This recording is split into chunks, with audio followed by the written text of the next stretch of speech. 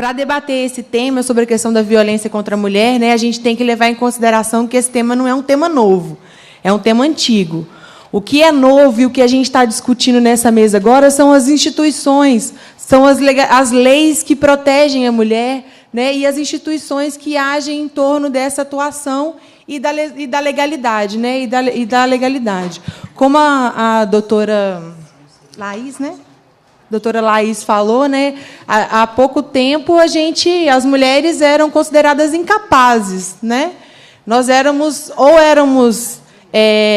vinculadas ao pai ou éramos vinculadas aos maridos e éramos consideradas relativamente incapazes.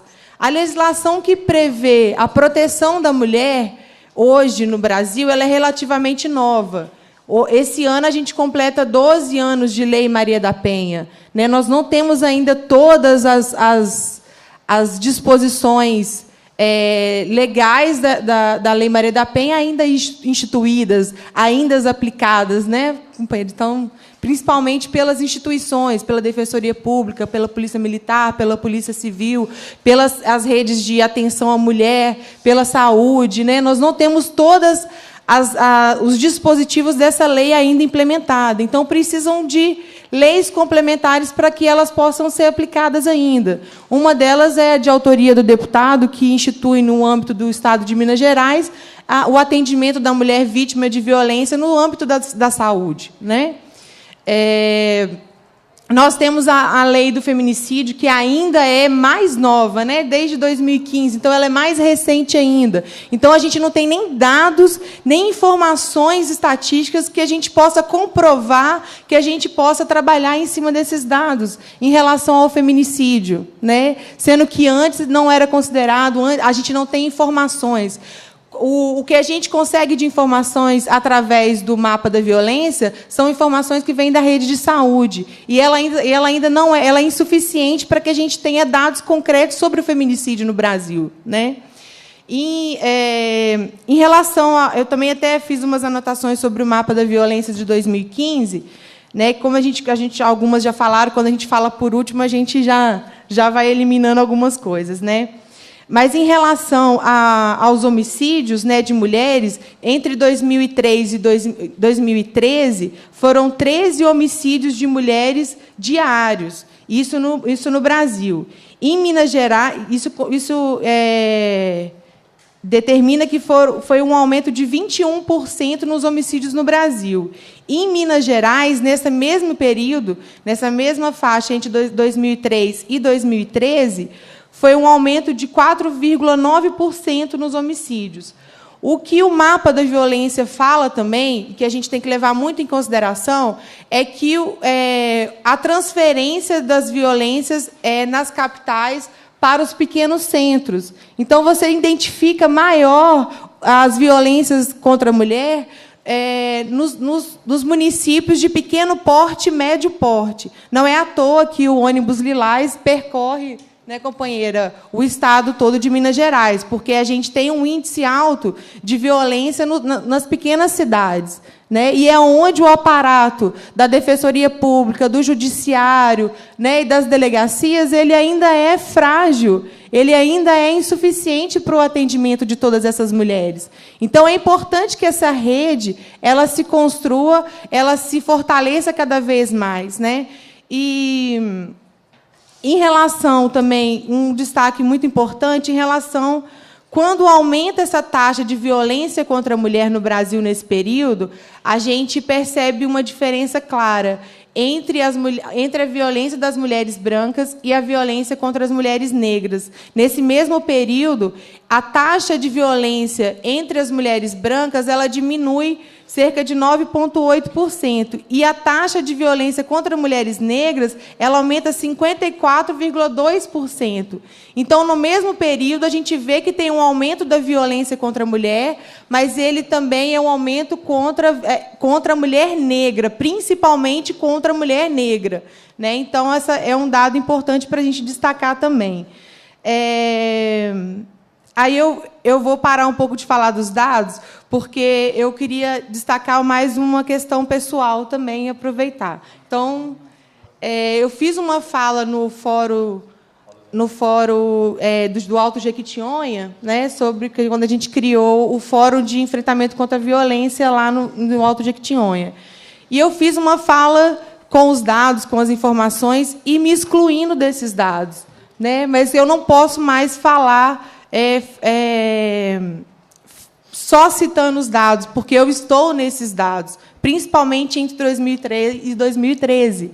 Eu tive um relacionamento no período que eu morava em Brasília e eu nunca falei isso, por isso que eu estou um pouco... Porque eu acho que eu tenho que parar de falar só dos dados e começar a falar que eu também estou nesses dados, né? Então, no período, começou de agressões psicológicas para perseguições no trabalho, agressões a colegas de trabalho, agressões em casa, agressão física e ameaças de morte, né? E, na época, eu fui à Delegacia da Mulher e fiz a denúncia.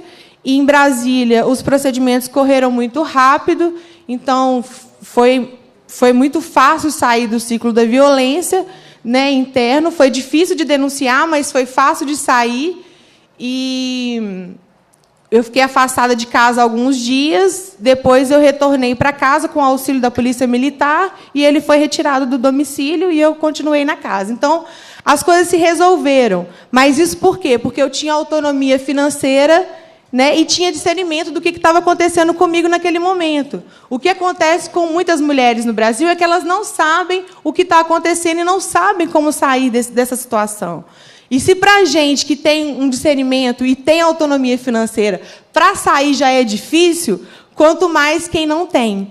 Então, essa proposta do deputado Cristiano, né, de uma bolsa auxílio para as mulheres que não têm como se sustentar, né, nesse período, ela é de extrema importância. Então, a gente tem que destacar, nesse momento, que aqui no Brasil e em Minas Gerais, a gente precisa desse auxílio para as mulheres, para que elas possam sair do ciclo da violência.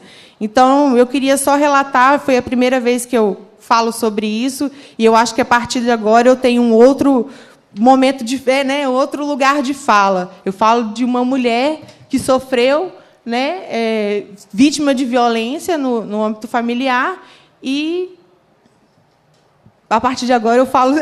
meu momento de fala é de outro. Vamos construir isso melhor.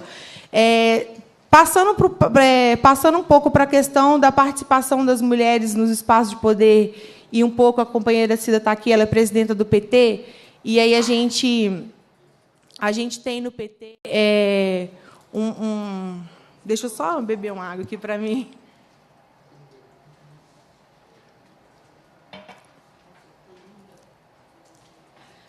Bom, vamos falar um pouco sobre, então, a participação das mulheres na política. Vamos mudar um pouco o foco. Porque a gente enfrenta a violência, enfrenta as diferenças de gênero, se a gente tiver mais mulheres ocupando esses espaços, como nós estamos aqui hoje, né?